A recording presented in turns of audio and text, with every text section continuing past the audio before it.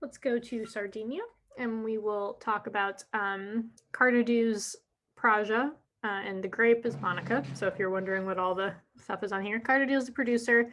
Praja, I think that's how they would say it in Sardinia, is the word for like beach in Sardinian. So like spiaggia if you were in Italian, and that's because they would drink this there. And then Monica is the grape, which is native to Sardinia. So we already kind of know based on the name that this is probably more like a glue style wine.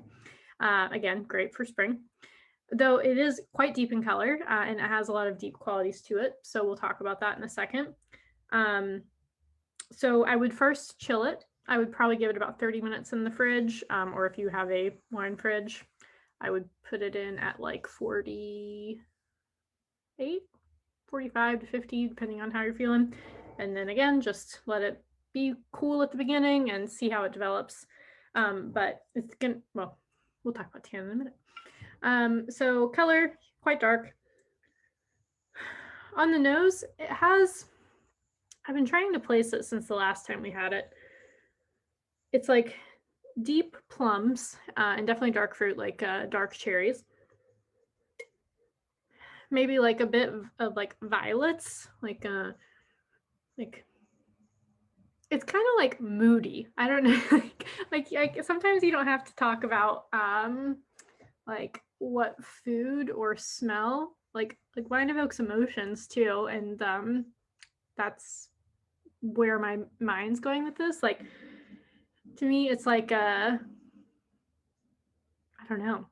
It's like an emo wine, if that makes sense, but like in a really great, delicious way.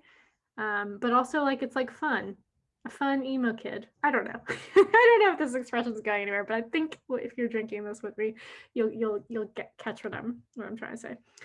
So let's try it.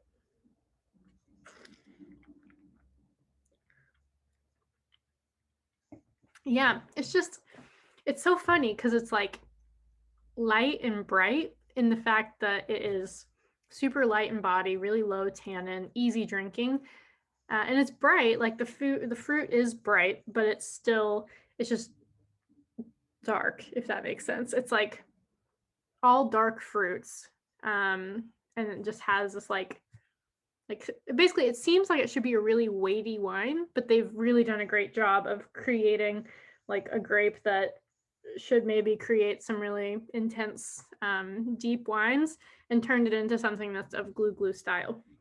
So that's really fun. I think it opens a lot of doors for pairing.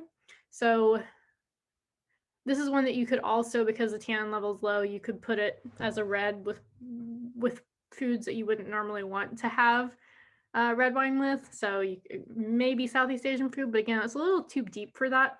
So I'd probably go more towards like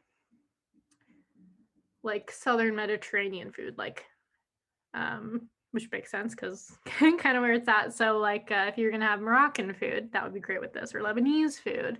Yum, that would be really nice with our Turkish food.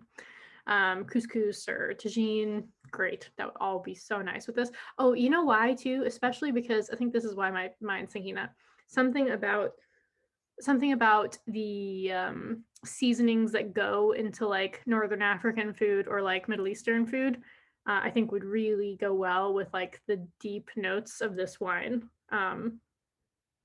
because it would like mimic them a little bit, but like I don't know. That's that's kind of where I'm going with this. If you also had the deep note, I would say like that one, like I would stick like light, bright Southeast Asian. This one, I would go the realm of like really, I don't know what the right word for this is. Deep, full of flavor, full of herbs. I guess like more herb forward food, like Northern Mediterranean.